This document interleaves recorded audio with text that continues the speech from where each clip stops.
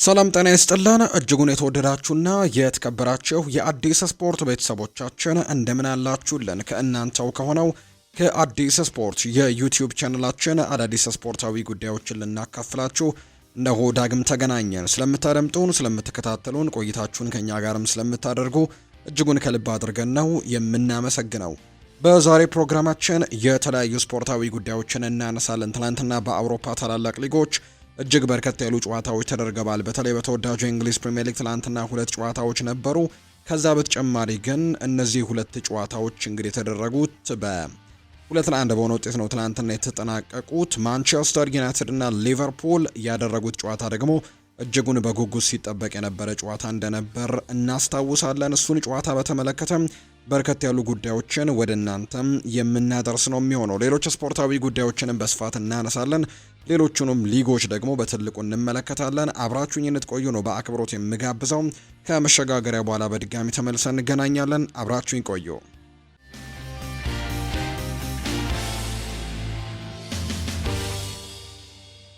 የሀገር ውስጥ መረጃዎችን በማስቀደም ነው የምንጀምረው። ቅዱስ ጊዮርጊስ ትላንትና ዓመቱን በድል ጀምሯል። በሲቢኢ የኢትዮጵያ ፕሪሚየር ሊግ መርሃ ግብር ቅዱስ ጊዮርጊስ ከኢትዮጵያ ቡና ጋር ያደረጉት የሸገር ደርቢ ጨዋታ በቅዱስ ጊዮርጊስ 1-0 አሸናፊነት ነው የተጠናቀቀው። እነዚህ ሁለት ቡድኖች በአዲስ አበባ ከተማ ዋንጫ ወይም በሲቲ ካፕም በቅርቡ ጨዋታቸውን አድርገው እንደነበር እናስታውሳለን። ትናንትና በፕሪሚየር ሊጉ ደግሞ የመጀመሪያ ሳምንት ላይ እርስ በርስ ጨዋታቸውን ያደርገው ቅዱስ ጊዮርጊስ ትላንትና አሸናፊነቱን አረጋግጧል። የቅዱስ ጊዮርጊስን ብቸኛ ማሸነፊያ ጎልም አቤል ያለው ነው ማስቆጠር የቻለው። በተመሳሳይ ሰዓት ሌሎች የተደረጉ ጨዋታዎች ነበሩ። ለምሳሌ ያክል ፋሲል ከነማ ከኢትዮጵያ ንግድ ባንክ ጋር ጨዋታውን አድርጎ 1-1 በሆናቸው ውጤት ነው ጨዋታውን ያጠናቀቀው። የፋሲል ከነማን ግብ በረከት ግዛው እንዲሁ ደግሞ ዘላለም አበበ ለኢትዮጵያ ንግድ ባንክ ጎሎችን ማስቆጠራቸውን ትላንትና ተመልክተናል። በቀጣይ ኢትዮጵያ ቡና ከነገሌ አርሲ ነው ጨዋታውን የሚያደርገው። ቅዱስ ጊዮርጊስ ከአምናው ሻምፒዮን ኢትዮጵያ መድን ጨዋታውን ያደርጋል። ፋሲል ከነማ ከወልዋሎ አዲግራት ነው ጨዋታውን የሚያደርገው። እንዲሁም ኢትዮጵያ ንግድ ባንክ ከስሁል ሽረ ጋር ጨዋታቸውን እንደሚያደርጉ ነው የወጣላቸው መርሃ ግብር የሚያሳየው።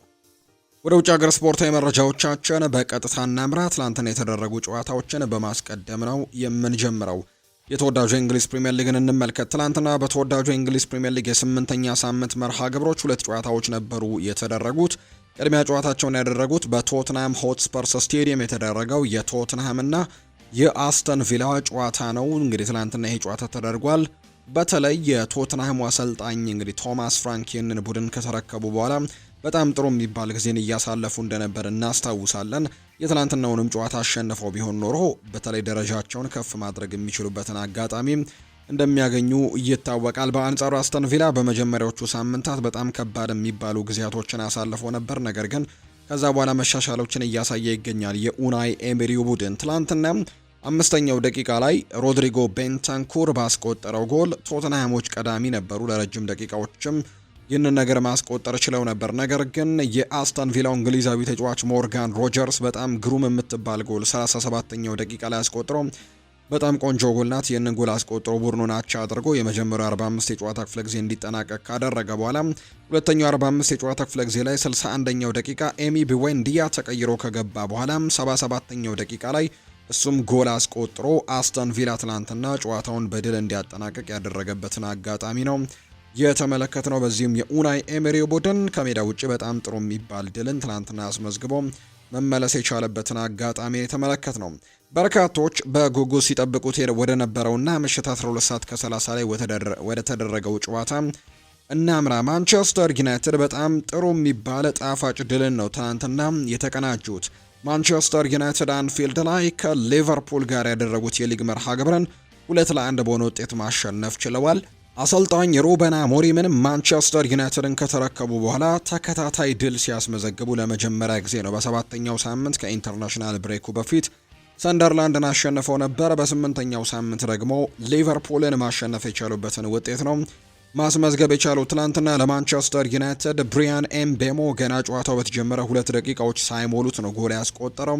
እንዲሁ ሃሪ ማጓየር ደግሞ ወደ መጨረሻዎቹ ደቂቃዎች ላይ ከማዕዘን ምት የተሻገረውን ኳስ በጭንቅላት ገጭቶ ጎል ያስቆጠረበትንም አጋጣሚ እንዲሁ ተመልክተናል። ትላንትና ለሊቨርፑል ኮዲ ጋክፖ አቻ አድርጓቸው ነበር። ነገር ግን ሃሪ ማጓየር በመጨረሻዎቹ ደቂቃዎች ላይ ባስቆጠረው ጎል ማንቸስተር ዩናይትድን ባለድል ማድረግ የቻለበትን አጋጣሚ የተመለከትነው። አሰልጣኝ ሩበን አሞሪም ከጨዋታው በፊት አንድ ሀሳብን ሰጥተው ነበር። ጨዋታውን በመጀመሪያዎቹ 15 ደቂቃዎች ላይ የተወሰኑ ነገሮችን መፍጠር ከቻለን አሸንፈን መውጣት እንችላለን ሲሉ ተናግረው ነበር። ነገር ግን ትናንትና በመጀመሪያዎቹ 2 ደቂቃዎች ነው ጎል ማስቆጠር የቻሉት። ብሪያን ኤምቤሞ ትናንትና ጎል ማስቆጠር የቻለው። ሊቨርፑል በሁሉም ውድድሮች 4ኛ ተከታታይ ሽንፈቱን ያስተናገደው በክሪስታል ፓላስ በፕሪሚየር ሊግ፣ በጋላታሳራይ በቻምፒየንስ ሊግ፣ በቼልሲ በፕሪሚየር ሊግ እና በማንቸስተር ዩናይትድ በፕሪሚየር ሊግ በተከታታይ 4 ጨዋታዎችን ሽንፈት አስተናግዷል። ተከታታይ ጨዋታዎችን በማሸነፍ ሊጉን ሲመራ የነበረው ሊቨርፑል አሁን ላይ ወደ መንሸራተቱ ነው።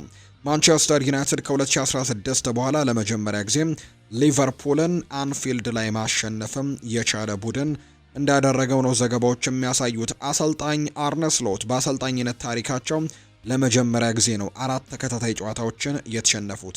በሊቨርፑልም ይሄ ነገር ገጥሟቸው አያውቅም። ከዚህ በፊት በነበሩበት ፒኤስቪ አይንድሆቨንም እንዲሁ ይሄ ነገር ገጥሟቸው እንደማያውቅና ለመጀመሪያ ጊዜ ነው 4 ተከታታይ ጨዋታዎችን በአሰልጣኝነት ታሪካቸው የገጠማቸው።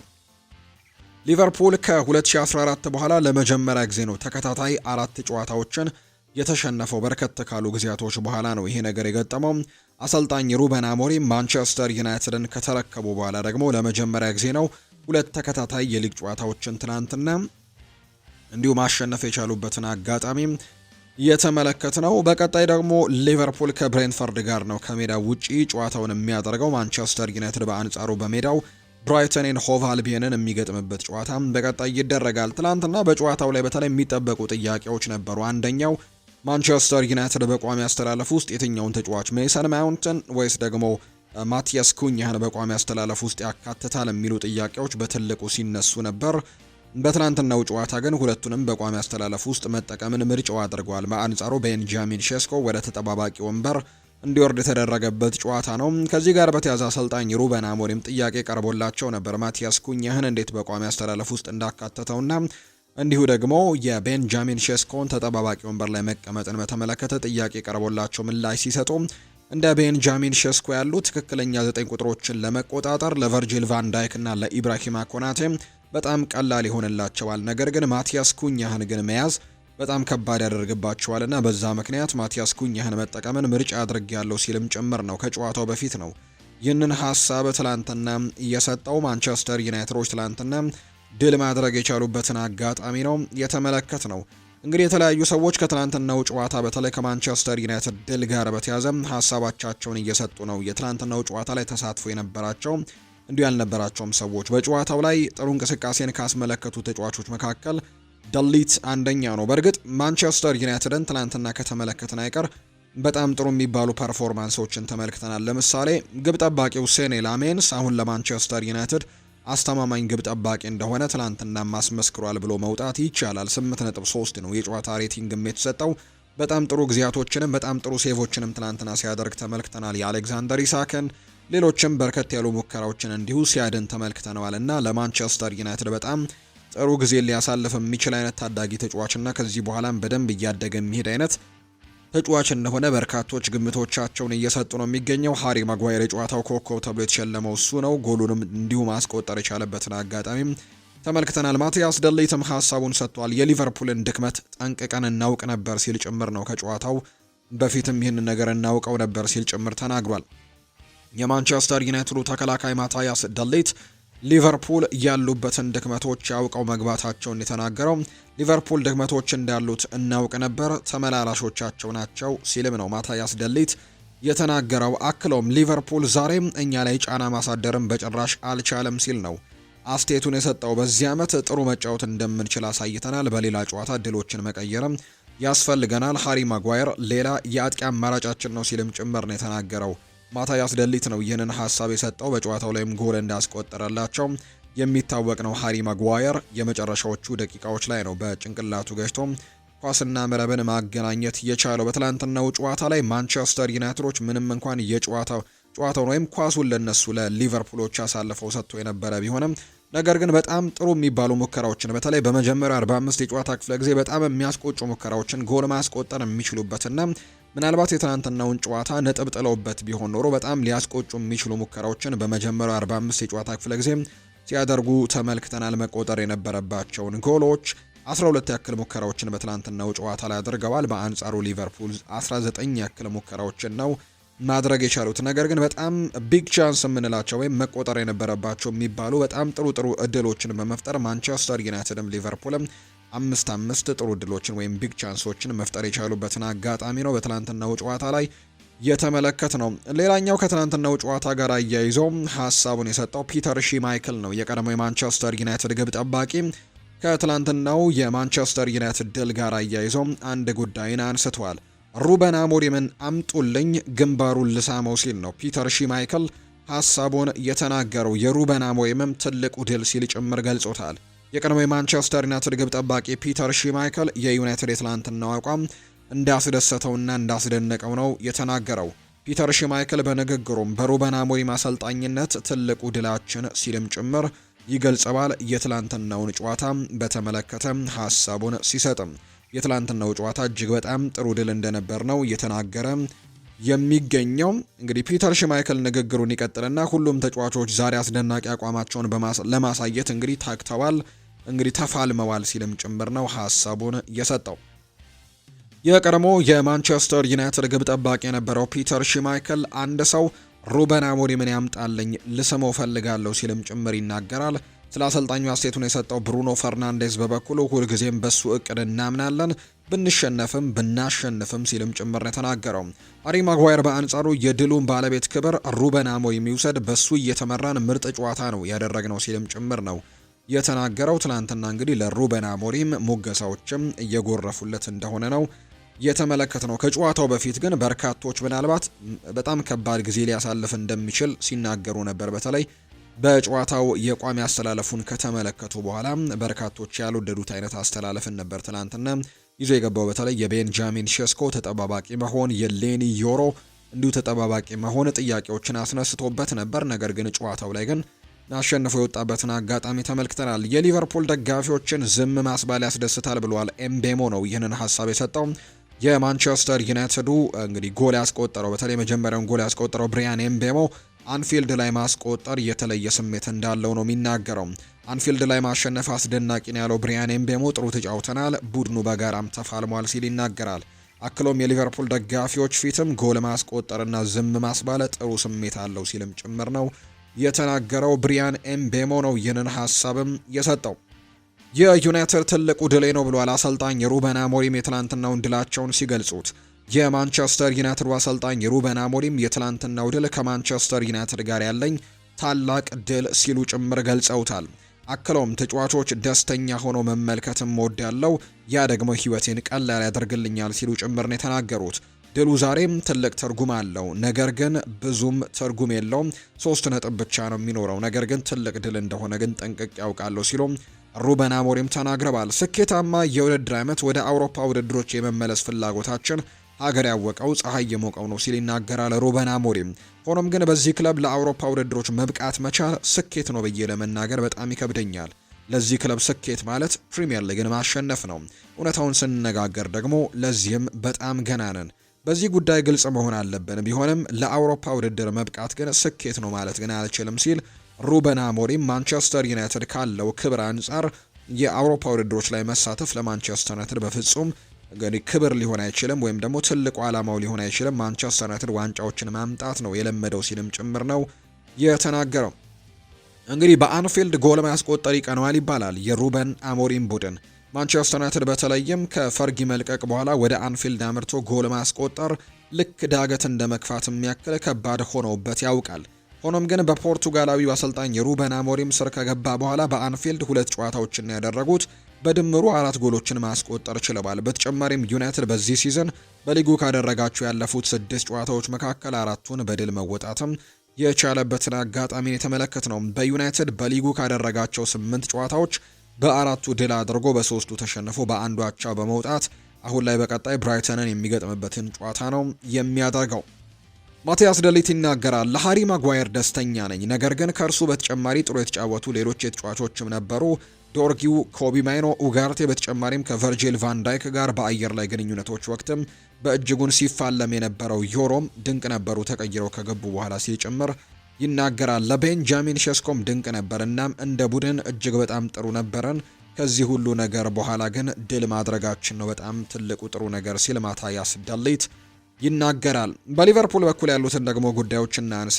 የመጡት ጎላቸው ስር ለመከላከል ነው፣ ቀላል አልነበረም ብሏል አሰልጣኝ አርነ ስሎት ሲናገር። ማንቸስተር ዩናይትድ ትላንትና በሎ ብሎክ ነው የተጫወተው ሲል ነው አሰልጣኝ አርነ ስሎት የሚናገረው። የሊቨርፑል አሰልጣኝ አርነ ስሎት የማንቸስተር ዩናይትድ ተጫዋቾች ከጎላቸው ሳይርቁ የተከላከሉበት መንገድም ጨዋታውን አስቸጋሪ አድርጎብናል ሲሉ ጭምር ነው የተናገሩት። የማንቸስተር ዩናይትድ ተጫዋቾች የመጡት ከጎላቸው ሳይርቁ ለመከላከልና የረጅም ኳስን ለመጫወት ነበር ሲሉ ይናገራሉ። እነሱ የተጫወቱበት መንገድ ቀላል አልነበረም ያሉት አሰልጣኝ አርነ ስሎት ከሰጠናቸው የተወሰኑ ድሎች ሁለቱ ግብ ሆኖብናል ሲልም ጭምር ነው የተናገረው። ማንቸስተር ዩናይትድ በርካታ ጥራት ያላቸው ተጫዋቾች ያሏቸው፣ በዚህ ክረምት ደግሞ የበለጠ ጨምረው ነው የመጡት ሲል አሰልጣኝ አርነ ስሎት ይናገራል። ከዚህም የከፋ ጊዜ አሳልፈናል ሲል ደግሞ የተናገረው ቨርጂል ቫን ዳይክ ነው። የሊቨርፑል አምበል ቨርጂል ቫን ዳይክ የሚያበሳጭ ቀን ነው ሲል ከጨዋታ በኋላ ሀሳቡን ይሰጣል። በድጋሚ ተሸንፈናል ያለው ቫን ዳይክ እውነታው 4 ተከታታይ ጨዋታዎችን መሸነፋችን ነው በማለትም ጭምር ይናገራል። ቡድኑ በጋራ መቆም አለበት ሲል ያሳሰበው ቫን ዳይክ ከዚህ በከፋ አስቸጋሪ ጊዜም አሳልፈን እናውቃለን ሲልም ጭምር ነው የተናገረው። ተጫዋቾቹ ብቻ ሳይሆኑ በሁሉም ደጋፊዎችና የቡድኑ ማሸነፍም የሚፈልጉ በጋራ እንዲቆሙም ቨርጂል ቫን ዳይክም ጥሪ ማቅረቡን የተናገረው። ተጨማሪ ደቂቃው ከ8 መብለጥ ነበረበት ያለው ደግሞ አሰልጣኝ አርነ ስሎት ነው። እንግዲህ የሊቨርፑል ዋና አሰልጣኝ አርነ ስሎት የውድድር ዘመኑ ገና ረጅም መሆኑን ይናገራሉ። ከጨዋታው በኋላም ይህንን ነገር ነው የተናገሩት። እኛ ዛሬ በርካታ የግብ ዕድሎችን ፈጥረናል ያሉት አሰልጣኙ የግብ ቋሚም መልሶብናል ሲሉ ጭምር ተናግረዋል። ትናንትና ኮዲ ጋክፖ 2 ያክል አጋጣሚዎች ላይ የግቡ ቋሚ ሲመልስበት ተመልክተናል። በመጀመሪያው 45 የጨዋታ ክፍለ ጊዜም እንዲሁ በሁለተኛውም የግቡ ቋሚ መለሰባቸውን አጋጣሚዎች ተመልክተናል። ይህንን ሀሳብ ነው ያነሳው አሰልጣኝ አርነ ስሎትም የግቡ ቋሚ መልሶብናል ሲል ይናገራል። ከአርሰናል ያለን የነጥብ ልዩነት ደግሞ 4 ነው። የውድድር ዓመቱ ገና ረጅም ነው ሲል አርነ ስሎት ይናገራል። አክለውም ዳኛው ተጨማሪ ደቂቃ ከ8 ደቂቃ በላይ ማድረግ ነበረበት፣ ይሄ ደግሞ አንሶናል ሲልም ጭምር ይናገራል። ሰበብ አያስፈልግም፣ ወደፊት መጓዝና ጠንክረን መስራትም ይኖርብናል ሲል ጭምር ደግሞ አሰልጣኝ አርነ ስሎት ይናገራል። ሊቨርፑል ከዩናይትድ የተሻለ ቡድን ነው ብለዋል ጄሚ ካራገር። የቀድሞ ሊቨርፑል ተጫዋች ጄሚ ካራገር ማንቸስተር ዩናይትድን ያሸነፈው በእድል ታግዞ ነው ሲል አስተያየቱን ይሰጣል። ጄሚ ካራገር በንግግሩም ሊቨርፑል ከማንቸስተር ዩናይትድ በጣም የተሻለ ቡድን ነው ሲል ይናገራል። አያይዞም ወደ አንፊልድ መጥተው ካሸነፉ በዛ መንገድ ብቻ ነው የሚሆነው፣ በትንሽ እድልና በመጨረሻ ደቂቃ ጎል ሲልም ጭምር ይናገራል ጄሚ ካራገር። ዩናይትድ ወደ ስኬት በትክክለኛው መንገድ እየተጓዘ ነው ብለዋል አሰልጣኝ ሩበን አሞሪም። የማንቸስተር ዩናይትድ አሰልጣኝ ሩበን አሞሪም ማንቸስተር ዩናይትድ በጥሩ ሂደት ላይ መሆኑን ይገልጻል። በክለቡ ስላላቸው ዓላማ የተጠየቁት ሩበን አሞሪም ማንቸስተር ዩናይትድ ውስጥም ስኬት የሚባለው ፕሪሚየር ሊግን ማሸነፍ ነው፣ ወደዛ ደግሞ እየተጓዝን ነው ሲልም ጭምር ይናገራል። አሁን ላይ በዛ ሁኔታ ላይ አለመሆናችንን ለደጋፊው ግልጽ እናደርጋለን ያሉት አሰልጣኙ ወደ ስኬቱ ለመጓዝ ግን በትክክለኛው መንገድ ላይ መሆናችንን እርግጠኛ ነኝ ሲል ነው የተደመጠው። ብሩኖ ሚጌል ፈርናንዴዝም በሳታቸው ፍጹም ቅጣት ምቶች እንደተበሳጩ ያልሸሸጉት ሩበን አሞሪም ነገር ግን በመጀመሪያ መቺነቱ አሁንም ይቀጥላል ሲል ጭምር ነው የተናገረው። የሱ መሳትም አንዳንድ ጨዋታዎች ላይ ነጥብ እንድናጣ አድርጎናል ሲልም ጭምር መናገሩ ነው እየተገለጸ የሚገኘው። ነገር ግን አሁንም ቢሆን ይህ ተጫዋች ብሩኖ ሚጌል ፈርናንዴዝ አሁንም በፍጹም ቅጣት ምት መቺነቱ በቋሚነት ይቀጥላል ብለው እንደሚያስቡ ነው እየተገለጸ የሚገኘው። ማንቸስተር ዩናይትድ በአጠቃላይ በትናንትናው ጨዋታ ላይ ወሳኙን 3 ነጥብ አሳክቶ ከአንፊልድ የወጣበት መርሃ ግብር ሆኖ የትናንትናው ጨዋታ ተጠናቋል። እንግዲህ በጣም ጥሩ የሚባል ድልን ነው ትላንትና ማግኘት እንደቻሉ የተመለከት ነው። ሮይ ኪን በመጀመሪያ 45 የጨዋታ ክፍለ ጊዜ መጠናቀቁን ተከትሎ አንድ ሀሳብን አጋርቶ ነበር። ማንቸስተር ዩናይትድ አደገኛ መሆናቸውን ሲያሳዩ ነበር፣ ይህም ደግሞ ጥሩ ነው ብለዋል። ባመከኗቸው ድሎችም እንደማይቆጩ በሁለተኛው 45 ተስፋ አደርጋለሁ ብሎ ነበር። በመጀመሪያው 45 የጨዋታ ክፍለ ጊዜ በርከት ያሉ እድሎችን እንግዲህ አግኝተው ሳይጠቀሙበት የቀሩበትን አጋጣሚን የተመለከት ነው። ማይክል ካሪክ በአንጻሩ ለሃሪ ማጓየር ደስተኛ ነኝ፣ ምክንያቱም እርሱ በክለብ ውስጥ ለብዙ አስቸጋሪ ጊዜያትም አልፏል ሲልም ጭምር ነው የተናገረው። ሃሪ ማጓየር በመከላከሉም እጅግ ድንቅ ነበር። ይህ ድል ለዩናይትድ እጅግ ትልቅ መነሳሻ ይሆናል። በዚህ ጨዋታ ላይ ስለ ተራራቀ ታክቲክ ልናወራ አይገባም። ይህንን ጨዋታ የተጫዋቾች ብቃትና የአሸናፊነት ስሜት ነው የሚወስነው። ተጫዋቾች የእውነት ለዩናይትድ እየተጫወቱ እንደነበረም ማሳይተዋል ሲል ነው ሮይ ኪን ከትላንትናው ጨዋታ በኋላ የተናገረው። ሌላኛው የቀድሞ የማንቸስተር ዩናይትድ ተጫዋች የሆነው ጋሪ ኔቨል ዩናይትድ አንፊልድ ሄዶ ማሸነፉ እጅግ ትልቅ ነገር ነው፣ የወሳኝ ሰዓት የመጣ ድልም ነው ሲልም ጭምር ይናገራል። አሰልጣኙ በከባድ ጫና ውስጥ ሆኖ ይህንን ድል ማስመዝገቡ ደግሞ በትልቁ ይጠቅመዋል ብዬ አስባለሁ። ይሄ የሆነ ነገር ጅማሮ መሰረት ነው ሲልም ጭምር ነው ጋሪ ኔቨል ሀሳቡን እየሰጠ የሚገኘው። ከማንቸስተር ዩናይትድ ጋር በተያያዘ አንድ ጉዳይን እናንሳና እናብቃም። ሩበን አሞሪም ተጫዋቾቹን መልቀቅ እንደማይፈልግ ተነግሯል። በተለይ ጆሹዋ ዝርክዚና ኮቢ ማይኖ ምናልባት በጥር ተጫዋቾች የዝውውር መስኮት ክለቡን ለቀው ሊሄዱ ይችላሉ የሚል ዘገባዎች ሲወጡ እንደነበረ እናስታውሳለን። ነገር ግን ሩበን አሞሪም እነዚህ ሁለት ተጫዋቾች ክለቡን እንዲለቁ ፍላጎት የለውም የሚል መረጃ ነው የወጣው። ሩበን አሞሪም ኮቢ ማይኖም ይሁን ጆሹዋ ዝርክዚን ጨምሮ በርካታ የክለቡ ተጫዋቾችን መልቀቅ እንደማይፈልግ ነው የተነገረው። ሩበን አሞሪም እነዚህን ተጫዋቾች የፕሮጀክቱ ቁልፍ አካላት አድርጎ እንደሚመለከታቸው ተሰምቷል። በመሆኑም ተጫዋቾቹ አሁን ላይ ቅር እንዳልተሰኙ ሲገለጽ፣ በ2026ቱም የዓለም ዋንጫ ግን መሳተፍ እንደሚፈልጉ ነው ፋብሪዚዮ ሮማኖ መረጃውን እያጋራ የሚገኘውና አሰልጣኝ ሩበን አሞሪም በተቻለው መጠን እነዚህን ተጫዋቾች ማቆየት ቢችል እንደሚወድ ነው እየተናገረ የሚገኘው። ሌላኛው እንግዲህ የእንግሊዝ ፕሪሚየር ሊግ 8ኛ ሳምንት መርሃ ግብሮች ተካሂደው ተጠናቀዋል። እንግዲህ በዚህ ሳምንት በተደረጉ መርሃ ግብሮች ላይ አንድ ጨዋታ ብቻ ነው የሚቀረው። ዛሬ የሚደረጋል 8ኛው ሳምንት የመጨረሻው 10ኛው ጨዋታ። የሰሜን ለንደኑ ክለብ አርሰናል አሁንም የሊጉን መሪነት አጠናክሮ የቀጠለበት የውድድር ዓመት እንደሆነ እየተመለከትን ነው። ማንቸስተር ሲቲና ቦርንመስ ወደ ሊጉ መሪ ሲጠጉ፣ ሊቨርፑል ካለበት ደረጃ ደግሞ ወደ አራተኛ ዝቅ ለማለት የተገደደበት ሳምንት ሆኖ ተጠናቋል። ይሄኛው የ8ኛው ሳምንት የተወዳጁ የእንግሊዝ ፕሪሚየር ሊግ ማንቸስተር ዩናይትድ ተከታታይ ድሉን ማስመዝገቡን ተከትሎ ደረጃውንም አሻሽሏል። በእርግጥ አሁን በደረጃ ሰንጠረዡ ላይ ያሉት የነጥብ በጣም መጠጋጋቶች እንግዲህ አንድ ጨዋታን ስታሸንፍ በትልቁ ከፍ የምትልበትና አንድ ጨዋታ ደግሞ ስትሸነፍ ዝቅ የምትልበት እንደሆነ ይታወቃል። ለምሳሌ ያክል ማንቸስተር ዩናይትድ አሁን ላይ የሚገኘው 9ኛ ደረጃ ላይ እንደሆነ ነው የተመለከትነው። የሰበሰበው ነጥብ ደግሞ እንዲሁም የ13 ነጥቦችን በፕሪሚየር ሊጉ ላይ እንደሰበሰበ ተመልክተናል። የሊጉ መሪ አርሰናል 19 ነጥቦችን ነው የሰበሰበው፣ በአንደኛ ደረጃ ነው የተቀመጠው አርሰናል። በአንጻሩ ማንቸስተር ሲቲ 16 ነጥቦችን የሰበሰበው ሁለተኛ ደረጃ ላይ ተቀምጧል። ሊቨርፑል 15 ነጥቦችን በመሰብሰብ ሶስተኛ ነው። ቦርንመዝም ተመሳሳይ 15 ነጥቦችን በመሰብሰብ እኩል ደረጃ ላይ ነው የተቀመጡት። ሊቨርፑልና ቦርንመዝ ተመሳሳይ 15 ነጥቦችን በመሰብሰብ ሶስተኛ ደረጃ ላይ የተቀመጡ ናቸው። ቼልሲ 5ኛ ደረጃ ላይ የተቀመጠ ቡድን ነው፣ 14 ነጥብ አለው።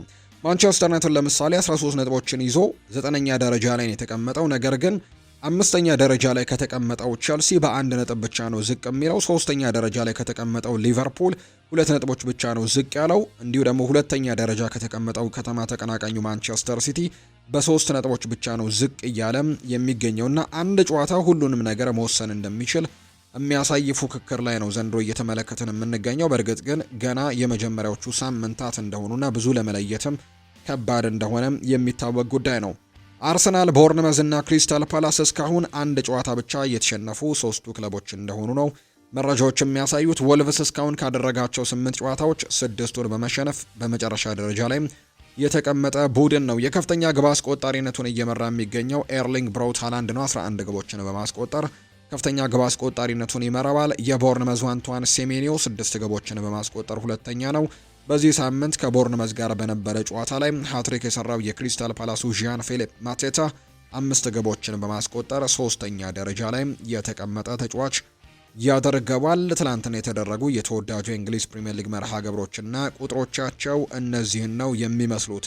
ዛሬ ደግሞ የመጨረሻው ጨዋታ ይደረጋል። ምሽት 4 ሰዓት ሲል ዌስትሃም ዩናይትድ በሜዳው ለንደን ኦሎምፒክ ስቴዲየም ከብሬንትፈርድ ጋር የሚያደርጉት ጨዋታ ዛሬ የሚጠበቅ ሌላኛው መርሃ ግብር ነው። የ8ኛው ሳምንትም ማጠናቀቂያ መርሃ ግብር እንደሆነ ነው የወጣላቸው መርሃ ግብር የሚያሳየው። በሌሎች ሊጎችም ትላንትና ጨዋታዎች ተደርገዋል። ለምሳሌ ያክል በጣሊያን ሴሪኤም ትላንትና ኤሲ ሚላን የሊጉን መሪነት ተረክበዋል። በጣሊያን ሴሪኤም የ7ኛ ሳምንት መርሃ ግብር ትላንትና ኤሲ ሚላን በሜዳው ሳንሲሮ ጁሴፔ ማይዛ ከፊዮረንቲና ጋር ያደረገውን ጨዋታ 2-1 በሆነ ውጤት ነው ትላንትና ማሸነፍ የቻሉት። የኤሲ ሚላንን የማሸነፊያ ግቦችም ራፋኤል ሊያው ሲያስቆጠር ለፊዮረንቲና ደግሞ ሩበን ጎሳንስ ነው ማስቆጠር የቻለው። ፊዮረንቲና በውድድር ዘመኑ 5ኛ ሽንፈቱን ሲያስተናግድ ምንም ጨዋታ ማሸነፍ አልቻሉም። ኤሲ ሚላን በ16 ነጥቦች ሊጉን እየመራ ይገኛል። በተለይ በዚህ ሳምንት ናፖሊ መሸነፉን ተከትሎ እንግዲህ መሪነቱን አሁን ላይ ተረክቧል። ኤሲ ሚላን በ16 ነጥቦች ሊጉን እየመራ ነው። ፊዮረንቲና በ3 ነጥቦች 18ኛ ደረጃን የተቀመጠው። ኤሲ ሚላን ከፒየትሳ፣ ፊዮረንቲና ከቦሎኛ በቀጣዩ ሳምንት የሚያደርጓቸው መርሃ ግብሮች ናቸው። በሌሎች የጣሊያን ሴሪ ትላንትና መርሃ ግብሮች የሴስ ፋብሬጋሱ ቡድን ኮሞ ያልተጠበቀ ድል አግኝቷል። ዩቬንቱስን ነው 2-0 በሆነ ውጤት ትላንትና ማሸነፍ የቻለው። ቦሎኛም እንዲሁ ካግሊያሪን 2-0 በሆነ ውጤት ትላንትና ማሸነፍ ችሏል። ዤኖዋና ፓርማ፣ አታላንታና ላትሲዮ ያደረጉት ጨዋታ ግን ምንም አይነት ጎል ሳይቆጠርበት 0-0 በሆናቸው ውጤት የተጠናቀቁ የትላንትና እንዲሁ መርሃ ግብሮች ናቸው። ዛሬ በጣሊያን ሴሪ ክሮሚኔንሴና ኡዲኒዜ ጨዋታቸውን ያደርጋሉ። የመጨረሻዎቹም መርሃ ግብሮች ትላንትና በስፓኒሽ ላሊጋ ሲጠበቁ የነበሩ ጨዋታዎች ነበሩ። ከነዛ መካከል ሄታፌና ሪያል ማድሪድ ያደረጉት ጨዋታ በጉጉት ሲጠበቅ የነበረው ጨዋታ ነው። ምክንያቱም ሪያል ማድሪድ ለጊዜያቶችም ቢሆን ለትላንትና እስከሚያሸንፍም ድረስ ለባርሴሎና የደረጃ ሰንጠረዡን መሪነት አስረክቦ እንደነበር የምናስታውሰው ጉዳይ ነው። ትላንትናም እንግዲህ ልማደኞቹ ተጫዋቾች ወይም ደግሞ የሁለቱ ተጫዋቾች ጥምረት ሰሞኑንም ሲወራ እንደነበር እናስታውሳለን። አርዳ ጉሌር አሲስት ያደርጋል፣ ኬሊያን ምባፔ ጎል ያስቆጥራል የሚሉ ነገሮች ሲነሱ ነበር። ትላንትናም ኬሊያን ምባፔ ጎል አስቆጥሯል። አርዳ ጉሌር ደግሞ አሲስት ያደረገለት ተጫዋች ነው። ትላንትናም ጨዋታውን 1-0 በሆነ ውጤት ነው ማሸነፍ የቻሉት ሪያል ማድሪዶች። ትላንትና ሁለት ተጫዋቾች በሄታፌ በኩል በቀይ ካርድ ሲወጡ ተመልክተናቸዋል። አንደኛው ተጫዋች ናዮም የተባለው ነው። 77ኛው ደቂቃ ላይ ነው በቀይ ካርድ የወጣው። አሌክሲስ ሳንችሬስ ደግሞ 84ኛው ደቂቃ ላይ እንዲሁ በቀይ ካርድ የወጣም ሌላኛው ተጫዋች እንደሆነ ተመልክተናል። ሪያል ማድሪድ ትላንትና ጨዋታውን 1-0 በሆነ ውጤት ነው ማሸነፍ የቻሉት። በስፓኒሽ ላሊጋም ትላንትና በተደረገ መርሃ ግብር ሌሎችም የስፓኒሽ ላሊጋ ጨዋታዎች ነበሩ። ኤልቼና አትሌቲክ ቤልባኦ ጨዋታቸውን 0-0 በሆነ ውጤት ሲያጠናቀቁ፣ ሴልታ ቪጎ እና ሪያል ሶሴዳድ ጨዋታቸውን 1-1 በሆነ ውጤት ነው ያጠናቀቁት። ራዮ ቫይካኖ ደግሞ ሌቫንቴን 3-0 በሆነ ውጤት ያሸነፈበት መርሃ ግብር ትላንትና የተደረጉ ጨዋታዎች ናቸው። በስፓኒሽ ላሊጋ ዛሬ የመጨረሻው ጨዋታ ዲፖርቲቮ አላቬስ እና ቫሌንሲያ የሚያደርጉት መርሃ ግብር ዛሬ የሚጠበቁ ጨዋታዎች እንደሆኑ ነው መረጃዎቹ የሚያሳዩት። ሌላኛው ደግሞ የሚነሳው ሊግ ትላንትና የተደረገ ጨዋታ የተደረገበት ሊግ ደግሞ የጀርመን ቡንደስሊጋ ነው። ትላንትና በጀርመን ቡንደስሊጋ ሁለት ጨዋታዎች ነበሩ። ፍራይበርግ እና አይንትራክ ፍራንክፈርት ጨዋታቸውን 2-2 ሲያጠናቀቁ፣ ሆፋይኒየም ሴንት ፓውሊን 3-0 ያሸነፈበት መርሃ ግብር ትላንትና የተደረጉ ጨዋታዎች እንደሆኑ ተመልክተናል። በፍሬንች ሊግ ትላንትና ጨዋታዎች ቀጥለው ተደርገዋል። ሌንስ ፓሪስን 2-1 አሸንፏል። ፓሪስ እንግዲህ አዲስ አዳጊ ቡድን ነው። ፓሪስ ሰን ዠርሜን ሳይሆን ፓሪስ የሚባል አዲስ አዳጊ ቡድን አለ። እሱን ቡድን ነው ሌንስ 2-1 ያሸነፈው። ሎሪዮ እና ብሬስት 3-3 ሲያጠናቀቁ፣ ሬንስ እና ኦንዤ 2-2፣ ቱሉዝ ደግሞ ሜትስን 4-0 አሸንፏል። ሊል በአንጻሩ ናንተስን 2-0 ያሸነፈበት ትላንትና በአውሮፓ ታላላቅ ሊጎች የተደረጉ መርሃ ግብሮች ናቸው። በምሽቱ በሚኖረን የስፖርት የመረጃ ሰዓታችን ደግሞ ሌሎች ሰፋ ያሉ ቁጥራዊ መረጃዎችን ደግሞ አካተን የትላንትና የተደረጉ ጨዋታዎችንና ሌሎችንም ጉዳዮች በስፋት የምናነሳላችሁ ነው የሚሆነው። አሁን ደግሞ ክለቦችን የተመለከቱ ስፖርታዊ ጉዳዮችን ወደ እናንተ እናደርስ። ውድ ቤተሰቦቻችን ቅድሚያ የምንሰጠው አርሰናልን የተመለከቱ መረጃዎችን በማስቀደም ነው። ቪክተር ዮኬረሽ አርሰናልን አሻሽሎታል ብሏል። አለን ሺረር ነው ይህንን ሀሳብ የሰጠው። የቀድሞ እንግሊዛዊ ተጫዋች አለን ሺረር ቪክተር ዮኬረሽ ምንም እንኳን ጎል ባያስቆጥርም አርሰናልን ማሻሻሉን ግን አልሸሸገም። አለን ሺረር አክሎም ቪክተር ዮኬረሽ ወደ ግብ አስቆጣሪነቱ እንደሚመለስም ጭምር ነው የሚያምነው። ቪክተር ዮኬረሽ አርሰናልን አሻሽሎታል፣ ጎሎችን በቅርቡ ያስቆጥራል ሲል አለን ሺረር አስቴቱን ሰጥቷል። ቪክተር ዮኬረሽ ለአርሰናል ባደረጋቸው ያለፉት 7 ጨዋታዎች ጎል ማስቆጠር እንዳልቻለ ይታወቃል። ነገር ግን ለቡድኑ ግን ሜዳ ላይ ግን እስካለ ድረስ የሚሰጣቸው ጥቅሞች ግን በጣም ብዙ እንደሆኑ በተለይ በተለያዩ ጨዋታዎች ላይ እያስመለከተም ይገኛል። ጎል ማስቆጠር ብቻ የቀረው በጣም ጥሩ የሚባሉ ፐርፎርማንሶችን ያደረገባቸውን ጨዋታዎችም የምናስታውሳቸው ናቸው። የፊታችን ማክሰኞ የአውሮፓ ቻምፒየንስ ሊግ ይደረጋልና አርሰናልም ጨዋታቸውን ከሚያደርጉ ቡድኖች መካከል አንደኛው ነው። በጣም አስቸጋሪ ከሚባለው በሎ ብሎክ በጣም ከሚታወቀውና በጣም ጥሩ ደግሞ የማጥቃት አማራጮችም ካሉት ቡድን ከሆነው ከዲየጎ ሲሞኔው አትሌቲኮ ማድሪድ ጋር ነው ጨዋታውን የሚያደርገው። ይህንን የአውሮፓ ቻምፒየንስ ሊግ ወሳኝ ጨዋታን የሚመሩት ዳኛ ይፋ ተደርገዋል። ጨዋታውን ጣሊያናዊ ዳኛ ዴቪድ ማሳ በመሃል ዳኝነት እንደሚመሩት ነው ይፋ የተደረገው። ጨዋታው ማክሰኞ ምሽት 4 ሰዓት ሲል በኤሚሬትስ ስቴዲየም እንደሚደረግ ነው ይፋ የተደረገው። ከቅርብ ጊዜያት ወዲህ ቤልጅየማዊው የፊት መስመር አጥቂ በአርሰናል ቤት ቋሚ አስተላለፍ ውስጥ በመግባት የተሻሉ ድሎችን ሲፈጥር እየተመለከትነው ነው። ሊያንድሮ ትሮሳርድ እናም የአሸናፊነት ጎሎችንም ሲያስቆጠር ተመልክተነዋል። በዚህ ሳምንት ባደረጉት ጨዋታ ላይም ብቸኛውን የማሸነፊያ ጎል ፉልሃም ክራቨን ኮቴጅ ላይ ማስቆጠር የቻለው ይኸው ቤልጅየማዊ ተጫዋች ሊያንድሮ ትሮሳርድ ነው እና በጨዋታው ላይም ወሳኝ 3 ነጥብን ይዘው የወጡበትም የአሸናፊነት ጎልም ማስቆጠር ችሏል። በዚህ ሳምንት በተደረገው ጨዋታ ከጨዋታው በኋላ እንዲህ ሲል ነበር አስተያየቱን የሰጠው ሊያንድሮ ትሮሳርድ። ጨዋታው ከባድ እንደሚሆን በሚገባ እናውቀው ነበር። ጨዋታው ይበልጥ ከባድ ካደረጉት ነገሮች አንደኛው ደግሞ እነሱ ለማጥቃት ፍላጎት የሌላቸው በመሆናቸው ነው። ስለዚህም እኛ ይህንን አጥር ሰብሮ ለመግባት የሚያስችል መፍትሄ እየፈለግን ነበር፣ በተለይም በመጀመሪያው አጋማሽ፣ በሁለተኛው አጋማሽ። ነገር ግን በተሻለ መንገድ ተጫውተናል። የአሸናፊነት ግቧንም ማስቆጠር ችለናል። 3 ነጥቦችን ይዘንም በመመለሳችንና ምንም ግብ ሳናስተናግድ ደግሞ ጨዋታውን በመጨረሳችን በጣም ደስተኞች ነን ሲልም ጭምር ነው ሀሳቡን የሰጠው። አርሰናሎች በሁሉም መድረክ ካደረጓቸው 11 ጨዋታዎች 8 ጨዋታዎች ላይ ምንም አይነት ግብ አላስተናገዱም ነበር። ይህ የሆነበት ምክንያት ደግሞ ትሮሳርድ ሲናገር ሁላችንም እንደ ቡድን ስለምንሰራ ነው ጭምር ሲልም ጭምር ነው የተናገረው። በእያንዳንዱ የልምምድ ጊዜያት ሁላችንም የሚጠበቅብንን ስራ በሚገባ ስለምንሰራ ነው። የተሻለ ነገር ለማስመዝገብም ስንል ሁላችንም ጠንክረን እንሰራለን። ግባችንንም በመጠበቅና ያገኘነውን አጋጣሚ ወደ ግብነት በመቀየርም ምንም ግብ ሳይቆጠርብን ጨዋታዎችን እየጨረስን እንገኛለን ሲልም ጭምር ነው የተናገረው ሊያንድሮ ትሮሳርድ። ሳካ ኳሱን ሲያሻማ ማጋሌሽ በአየር ላይ ሲገጭና ሲነሳ ተመልክቼዋለሁ።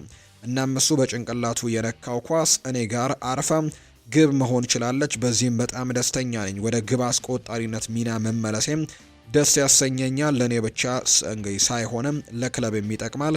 ከቡድን አጋሮች ጋርም በአንድነት በመስራትም ከዚህ በላይ ጎሎችን ለክለብ ማስቆጠርም እፈልጋለሁ ሲልም ጭምር ነው የተናገረው ሊያንድሮ ትሮሳርድ። በዚህ ሳምንት በተለይ አርሰናል ሙሉ 3 ነጥብን ይዞ እንዲወጣም ትልቅ አስተዋጽኦን ማበረከቱ የምናስታውሰው ጉዳይ ነው። በቅርብ ጊዜያቶችም ተደጋጋሚ ጎሎችን እያስቆጠረ በተለይ ደግሞ ቡድኑን ውጤታማ እንዲሆንም ከሚያደርጉ ተጫዋቾች መካከል አንደኛው እንደሆነ እየተገለጸ ነው። ከጋብሪኤል ማርቲኔሊ ጋርም ያንን ቦታ በቋሚነት ለመያዝም ትልቅ ፉክክር ውስጥ እንዳሉ የሚያሳዩ መረጃዎችን ነው እየተመለከተን የምንገኘው። ቸልሲን የተመለከቱ መረጃዎችን ደግሞ እናንሳ። ክረምት ላይ ቦሩሲያ ዶርትመንድን ጨምሮ በርከት ያሉ የእንግሊዝ ክለቦች ጆሽ አቼፖንግን በጥብቅ ፈልገውት ነበር። ቸልሲዎችም ተከላካይ ያላስፈረሙት ለሱ እድልን ለመስጠት ሲሉ እንደሆነ መረጃዎች እንደሚያሳዩ ነው ዘገባዎች የሚያሳዩት። ስለዚህም ደግሞ ለሱ እቅዳቸው እንደዛ ነበርና በሱም ደግሞ በጣም እየተማመኑ ይገኛሉ ሲልም ጭምር ነው ሀሳቡን የሰጠው። ሌላኛው ሀሳቡን የሰጠው ፔድሮ ኔቶ ነው። ሪስ ጄምስ የማይታመን ቅጣት ምት መቺ ነው። እናም በእውነቱ ለመናገር በቸልሲና በወልቭስ ውስጥም ብዙ ቅጣት ምት መቺዎችን አይቻለው። ነገር ግን ሪስ ጄምስን የሚደርስ ግን እስካሁን አልገጠመኝም። ቅጣት ምቱን እንደሚወስድ ይፈልግ እንደሆነ ጠየቅኩት። እናም እስቲል የዋለኝ ተነጋገርን። እናም ደግሞ ኳሱን ወደ እኔ ማንከባለልም እንደሚፈልግ ነገረኝ። በመጨረሻም በዛ መልኩ በመቆጠሩ በጣም ደስተኛ ሆነናል ሲልም ጭምር ነው የተናገረው ፔድሮ ኔቶ ሀሳቡን ሲናገር። የሪያል ማድሪድ ጉዳዮችን እናንሳ። በሪያል ማድሪድ ስኬታማ እንደምትሆን ታስባለሁ ተብሎ ተጠይቆ ነበር። ይህንን ምላሽ የሰጠው ኤድዋርዶ ካማቪንጋ ነው። አዎ በትክክል ስኬታማ ሆናለሁ ሲል ይናገራል። እንደማስበው ህልሜን እየኖርኩት ነው። ለዓለማችን ትልቁ ክለብ መጫወትም ለሁሉም የተሰጠም እድል አይደለም። አሁንም ብዙ መስራት ይጠበቅብናል። ነገር ግን በሪያል ማድሪድ ቆይታዬ በጣም ደስተኛ ነኝ ሲል ነው ኤድዋርዶ ካማቪንጋ ሀሳቡን እየሰጠ የሚገኘው። ሪያል ማድሪድ ኒኮ ፓዝን ከኮሞ በ2026 የዝውውር መስኮት ወደ ቡድኑ ይመልሰዋል። ካሁኑ የታወቀ ጉዳይ ነው። በተጨማሪም ክለቡን ሌላ የመሃል ሜዳ ተጫዋችም ያስፈርማል ተብሎ ይጠበቃል። ኒኮ ፓዝ በኮሞ ቡድን ውስጥም በጣም ጥሩ የሚባል ጊዜያቶችን በሴስ ፋብሬጋስ ቡድን ውስጥ በደንብ እያሳየ እንደሆነ ይታወቃል። ለኮሞም እጅግ በጣም ወሳኝ ከሆኑ ተጫዋቾች መካከል አንደኛው ነው። ሪያል ማድሪድ ደግሞ ይህንን ተጫዋች በቀላሉ ወደ ቡድናቸው የመመለስ እድሉ አላቸው። ስለዚህ በሚቀጥለው የክረምት ተጫዋቾች የዝውውር መስኮት እንግዲህ ሪያል ማድሪዶች ኒኮ ፓዝን ከኮሞ እንደሚያስፈርሙት በእርግጠኝነት እየተናገሩ ይገኛሉ። በሪያል ማድሪድ ቤት ውስጥም ትልቅ እድል እንደሚኖረው ጭምር ነው የተነገረው። ኬሊያን ምባፔ ትላንትና ምሽት ጎል ማስቆጠሩን ተከትሎ የክሪስቲያኖ ሮናልዶን ለመጋራት በቀጣዩ ጨዋታ ላይ ጎል ማስቆጠር ይጠበቅበታል። ቀጣዩ ጨዋታ ጎል ማስቆጠር ከቻለ ከክሪስቲያኖ ሮናልዶ ጋር ሪከርድ መጋራት ይችላል። ኬሊያን ምባፔ አሁን ላይ በ11 ተከታታይ ጨዋታዎች ጎል ማስቆጠር የቻለ ሲሆን በቀጣዩ ጨዋታ ላይ አንድ ጎል የሚያስቆጠር ከሆነ በ12 ተከታታይ ጨዋታዎች ላይ ግብ ካስቆጠረው ክሪስቲያኖ ሮናልዶ ጋር ሪከርዱን መጋራት የሚችልበትንም እድል ያገኛል ተብሎ ነው የሚጠበቀው። ቪኒ ጁኒየር ጨዋታውን ቀይሮታል ብሏል ሻቪ አሎንዞ ከትላንትናው ጨዋታ በኋላ ሀሳቡን ሲናገር። ቪኒ ጁኒየር ትላንትና ተቀይሮ ነው ወደ ሜዳ የገባው። ቪኒ ጁኒየርም ጨዋታውን ቀይሮታል ሲል ሻቪ አሎንዞ ይናገራል። በጨዋታው ውጤት ላይ ተጽዕኖ አሳድሯል። ሁለቱ ተጫዋቾች ከሜዳ የወጡት በሱ ነው ሲልም ጭምር ነው የተናገረው።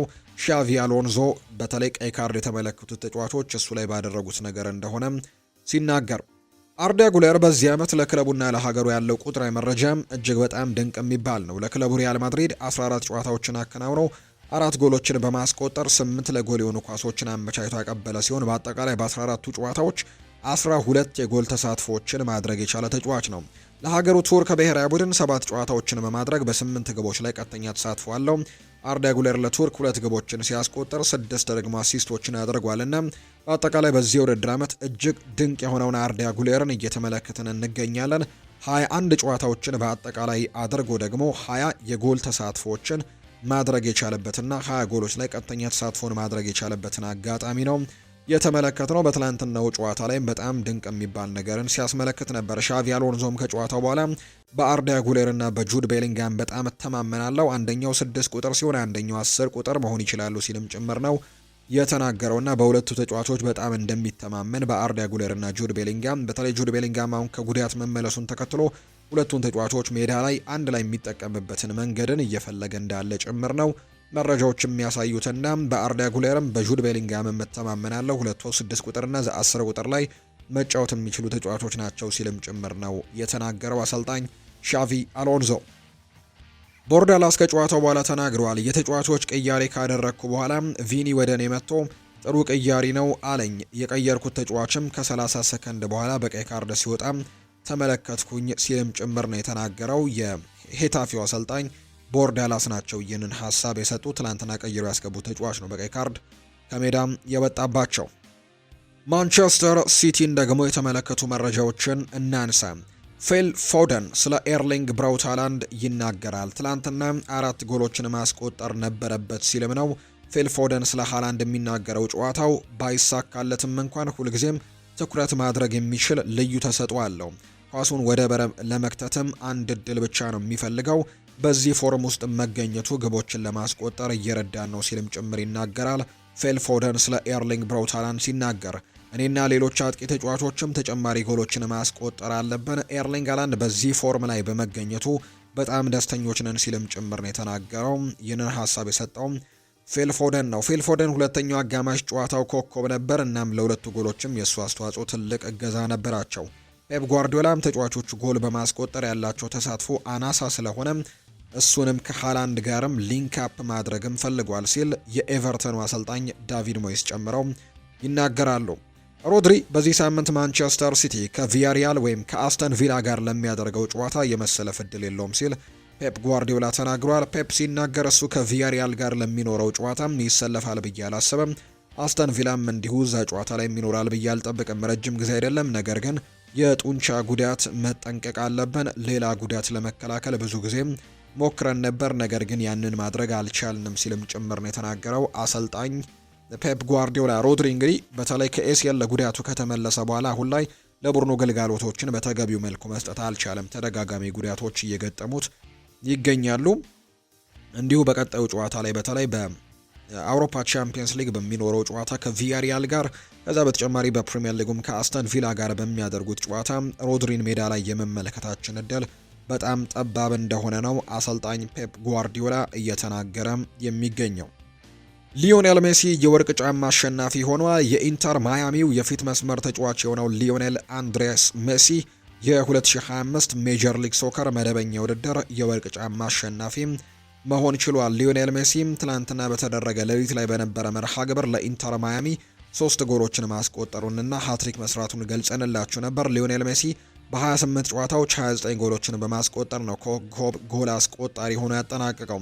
በተጨማሪም 19 ለጎል የሆኑ ኳሶችን ማመቻቸቶ ማቀበል ችሏል። ሜሲ ከስፓኒሽ ላሊጋ ውጪ የመጀመሪያ የወርቅ ጫማን ማሸነፍ ችሏል። አርጀንቲናዊው ኮከብ ሊዮኔል ሜሲ በአጠቃላይ በእግር ኳስ ሕይወቱም ለ9ኛ ጊዜ ነው ይህንን ሽልማት ማሸነፍ የቻለው። ሜሲ በአሜሪካ ሜጀር ሊግ ሶከር ውድድር ታሪክም አመቱ ላይ ብዙ ጎል አስቆጥሮ በማጠናቀቅም 3ኛ ደረጃ ላይ የተቀመጠ ተጫዋችም ያደርገዋል። ሊዮኔል ሜሲ እንግዲህ የወርቅ ጫማ አሸናፊ መሆኑ ነው የተረጋገጠው ከባርሴሎና ከወጣ በኋላ። ክሪስቲያኖ ሮናልዶንም በተመለከተ ወደ ህንድ አይጓዝም ተብሏል። የሳዑዲ አረቢያው ክለብ አልናስር የኤዥያን ካፕ ጨዋታውን ከህንዱ ክለብ ጋኦ ጋርም ያደርጋል ተብሎ ይጠበቃልና ለዚህ ጨዋታ ደግሞ ህንድ ላይ የሚደረግ መርሃ ግብር ነው፣ ወደዛ እንደማያመራ ነው መረጃዎች የሚያሳዩት። ፖርቱጋላዊው የፊት መስመር ተጫዋች ክሪስቲያኖ ሮናልዶ ለጨዋታው ወደ ህንድ እንደማይጓዝ ነው መረጃዎች በትልቁ አሁን ላይ እያሳዩ የሚገኙት። የአልናስር አሰልጣኝ የሆኑት ሆርግ ሄሱስ ክሪስቲያኖ ሮናልዶ ለጨዋታው በስብስባቸው እንዳላካተቱት የሳዑዲ አረቢያ መገናኛ ብዙሃን ዘግበዋል።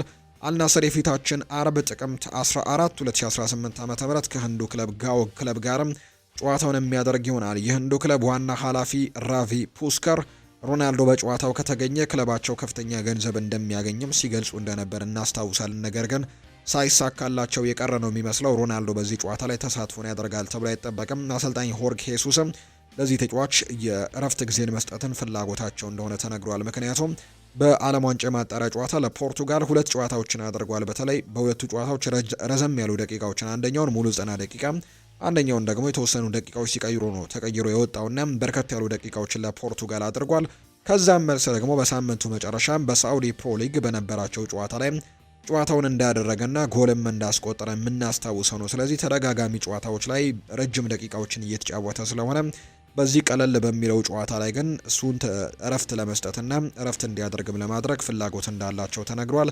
በዚህ ምክንያትም ወደ ህንድ እንዳልተጓዘ ነው መረጃዎች የሚያሳዩት። ነገር ግን የህንዱ ክለብ ኃላፊ ግን እሱ እንዲመጣ በጣም ፍላጎት ነበረው፣ እኛም ደግሞ አግኝተን የማናቀውን ትርፍም እናገኛለን የሚል አይነት ሀሳብን ጭምር ሲገልጹ ነበር። እኛ እሱን ለማስመጣት ገንዘቦችን መክፈል አንችልም፣ ነገር ግን እሱ ከፈለገም እኛን በጥቂት ሰከንዶች ውስጥ መግዛት ይችላል የሚል አይነት ሀሳብም ነበራቸው። ሮናልዶ ግን ወደ ህንድ እንደማያመራ ነው አንዳንድ የሳዑዲ መገናኛ ብዙሃን መረጃዎቻቸውን እያወጡ የሚገኙት።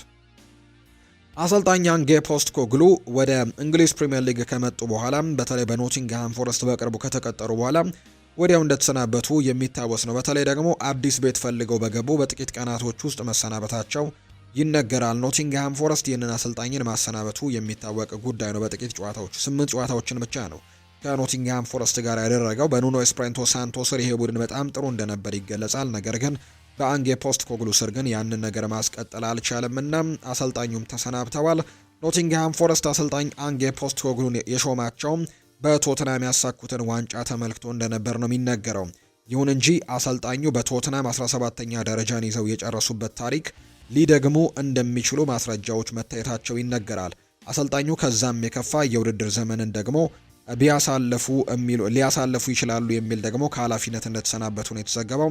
አሰልጣኝ አንጌ ፖስቴኮግሉ በኖቲንግሃም ወደ አዲስ መኖሪያ ቤትም ባመሩ በቀናት ውስጥ ነው መሰናበታቸው የተነገረው።